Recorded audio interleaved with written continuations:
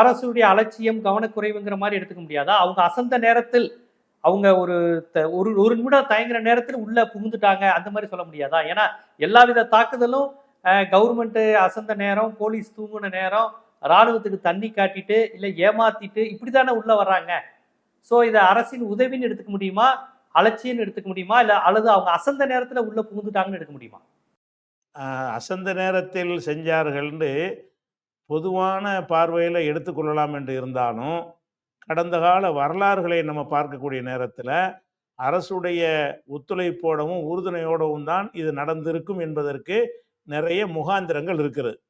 அது என்ன உதாரணத்துக்கு சொல்வதா இருந்தால், புல்வாமாவிலிருந்து வரலாம். புல்வாமாவுல ஒரு தாக்குதல் நடக்குது. புல்வாமாங்கிற ஒரு இடத்துல ராணுவ வீரர்கள் ஏற்றிச் சென்ற ஒரு பேருந்து மீது, ஒரு தனியார் வாகனத்தில ஒரு கார் நிறைய 350 கிலோ வெடிமருந்துகளை ஏற்றிக்கொண்டு ஒருவர் வந்து அந்த வாகனத்த அந்த பஸ்ஸில மோதுகிறார். மோதுன உடனே 40க்கு மேற்பட்ட ராணுவ வீரர்கள் வந்து அந்த ஸ்பாட்லயே மரணிக்கிறாங்க.